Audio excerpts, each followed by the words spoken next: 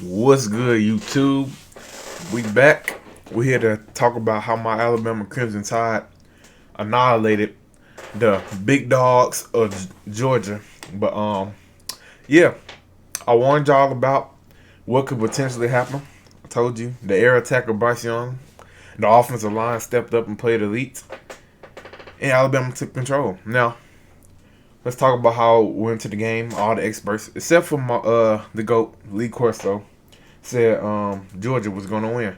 Now, on paper, rest of the season or throughout the season, you can say that. Now I agree, but I told y'all I've seen Alabama put it together this season. That's why I was not worried. I seen them put it together versus Ole Miss. I seen them put it together versus Mississippi State. Now I know they have some lowlights like the LSU game.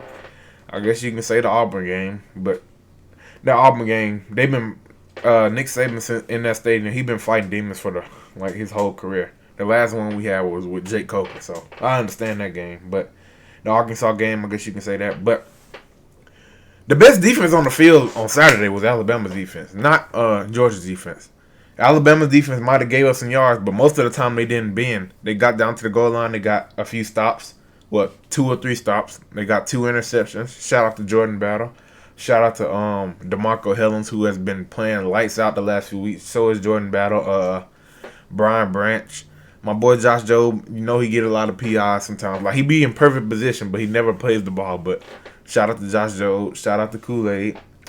Henry Toa was everywhere. Will Anderson doing exactly what he does every game. And Dallas Turner has been coming on this whole season, especially the Auburn game. Now this game, he got a sack to start the drive. Jordan Battle really could have had 2 pick sixes this game. He dropped the first one in the first quarter, but in the fourth quarter, he basically got the game sealing interception. Now, I warned y'all about Stetson Bennett. Now, I said, we ain't seen Georgia play from, you seen Georgia play from behind for a little bit, like against Tennessee. They was down 7-0, like in the first few minutes. But they go up 10-0. You think everybody on Twitter, everybody across the world, like, oh my God, Georgia just finna run through Alabama. Guess what? That team doesn't fold. Bryce Young come right back, quick strike to Jameson Williams, and after that, they took off, and they couldn't stop them. Now, the thing about with Georgia, their team is really built on to stop the run. So, I think they'll have success in the playoffs against Michigan because Michigan's basically kind of, how do I put this? Michigan's scheme is basically is built for Georgia to stop because they're a run-heavy team. I mean, they can still pass, but I kind of expect Georgia to win that in a close game. That might be a defensive struggle, but Georgia's not really built to well, they're built, but they're not really a team that's been stopping the pass or can stop the pass consistently. That's why Alabama spreading them out. It was already limited. And shout out to B-Rob, man. That dude came out there on one leg. He pass blocking his tail off. He running hard. He doing everything on one leg, bro. Shout out to B-Rob, bro. Shout out to Trey Sanders. I'm finally glad to see him play some key moments in the game.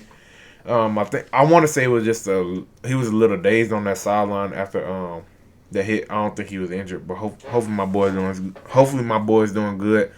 I'm sorry to see my boy John Metchie go down. Prayers to him. I pray that you get a speedy recovery. But we're gonna have to need some freshman receivers to step up now. Well, young receivers. You got Trayshawn Holden.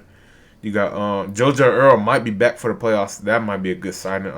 You got Brooks. Who else? I don't think Baker hasn't really been touching the field, but JoJo Earl, Brooks, or Holden, one of them probably gonna take over the spot. I still think we can finish this off and win the title, but you might see a rematch in the coming future of Georgia and Alabama in the national championship, but we don't know. You got Alabama versus Cincinnati. Now, people are underrating Cincinnati. I think their secondary is really legit, but just like Georgia, I honestly do not think they can hold up with the pass rush. And you get Bryce Young time, he's just going to dot you apart. And let's talk about how great Bryce Young was on Saturday. Now, it's 10-0 in the second quarter. Georgia just scored. It's easy for Alabama to fold. It's 3rd and 2. We need a big play. We need a momentum shifting play. You know what Bryce Young do? Those are Dr. Jameson Williams. And after that, it was the Bryce Young show. I promise you it was the Bryce Young show. Dude out here, he was running past the line of scrimmage. He pitching it back to B-Rob. Dude was all over the place. He looked like the greatest player of all time. Let me stop. He looked like the greatest player of all time out there, man. But I'm pretty sure my boy Bryce just secured the Heisman after that performance. But man, oh man, Alabama's offense put up 24 points, almost 400 yards, and 3 touchdowns in the first half. That's the most Georgia gave up all year, and Alabama did that in the first half. Hey, but y'all ain't gotta listen to us though. To my Alabama fans are delusional. It'll be different if we haven't seen our team perform like that. Like we seen our team being capable of performing like that 2 or 3 times this year. Now they might have looked a little shaky the rest of the year, but we seen it, and you know how Nick Saban knows how to get his team up for a game like this. So that's why nobody was worried. I'm still proud of their defense, bro. That and the offensive line. I don't think they sacked Bryce Young one time, bro. I really don't think. It might have been once late in the game, but I don't think they sacked Bryce Young one time. And Jordan Davis, talking about the Heisman watch. Jordan Davis, that man couldn't last 3 plays on the field. Like, come on, bro. And I seen something they was joking about. I didn't know the dude was 26. 26 in college, bro? I thought De'Aaron King was kind of old. He only like 23, but 26 in college? I don't know if that's true or not, but I started to look it up, and I seen 26. I didn't know Jordan Davis was that old. He ain't in the NFL yet? Like, my God. But that dude was worn out, bro. I seen it throughout the first quarter. He couldn't play more than 3 plays a game. The dude was just worn out, bro. And like Harper said on SEC Nation, Georgia fans was criticizing the other day. He said Georgia's D-line is really good on stopping the run, but they're not really elite rushing the passer. And you seen it Saturday. Alabama offensive line played their tails off like they did against Ole Miss and Mississippi State, protecting Bryce Young. And guess what? Georgia didn't get no pass rush. They tried to send the blitz. Chase Sanders was picking up the blitz. B-Rob was picking up the blitz. And you gave Bryce Young time, he was dotting up. Even my boy Slade Bolden had a pretty good day. Jameson Williams, and of course Mechie before he got hurt. And then Stetson Bennett. Let's talk about Stetson Bennett. Now I told y'all he can do anything he wants when he's up, but just like last year's game in 2020 when they played in Tuscaloosa, once he gets down, Stetson Bennett just tries to do too much, bro. Like I don't know. Like he just starts to force stuff. Like you seen, I think it's the third quarter, he tried to force a pass to his tight end, but to be honest, it was kind of his fault, but not his fault because Bauer stopped his route. But I can see why Bauer stopped his route because Bauer seen Bennett rolling out the pocket, so he was trying to cut back in to create space away from Helms, but Bennett was under pressure. He just threw it, and Helms picked it off. Bennett just starts to force stuff. Like then, of course, in the fourth quarter, I don't know what he seen. Jordan Battle was just sitting there lurking. I thought he thought he had one-on-one coverage with Brian Branch and his tight end, but Jordan Battle was just sitting there lurking across the field and then picked it off. Bennett, when he gets down, he just starts to force stuff. He just try to be the hero. I get why he does it, but I've been trying to tell y'all, Stetson Bennett, like he's a good quarterback, but he's not an elite quarterback. He's a walk-on. I get y'all can talk about Baker Mayfield. Baker Mayfield is a walk-on, but Stetson Bennett, he has his limitations, bro. He doesn't have a very, very strong arm, but he can get the ball in places. Like he played pretty good for the most part, but when it got down to when you really need them throws, he was throwing picks. Now I don't know if JT Daniels can do that for them, but I don't know. It's just something about Kirby and his quarterbacks, bro. He doesn't know what to do with his quarterback situation. You seen it with Eason and Fromm. Eason was better. You seen it with Fields and Fromm. Fields was better. And guess what?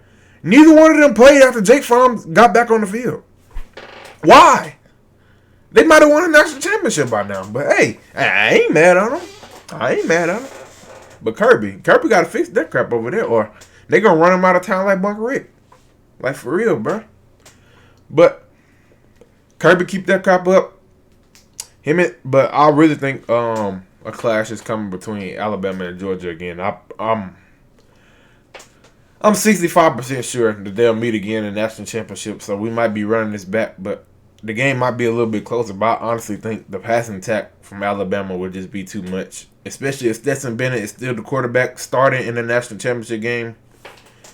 Then I don't see how Alabama loses, because They can't stop the pass, bro. Y'all seen it. You give Bryce Young just a little bit of time, he would knock them apart. He was even taking off running, which I said is going to come key in the end of the games. He used it versus Auburn. He used it versus Georgia Saturday. But we on to the playoffs. I guess, well, since we got plenty of time, we basically almost got 4 weeks. I'll give you a preview of both of the playoff games and some of the key bowl games, like the New Year's Six bowl games. I'll give y'all a preview of those. But it's been your brother Tim. I told y'all, Nick Saban, don't ever bet against Nick Saban. But it's still a lot of work to do. But no matter where the season ends, I'm proud of this team because nobody expected what we saw on Saturday. Now, I expected a close win, but I didn't expect that crap. Like, they dominated Georgia. Like, literally dominated. Some people on Twitter tell me, oh, Georgia really didn't have nothing to play for. But imagine if Oklahoma State won. Georgia might have not been in the playoffs, honestly. Oklahoma State was like 1 inch away from basically being in the playoffs if Georgia got blown out like they did Saturday and Oklahoma State would have won. You might have had an argument that Georgia might not have made the playoffs, but that's my opinion. But it's been your brother Tim. I hope y'all have a blessed day. Y'all seen COVID ramping it back up.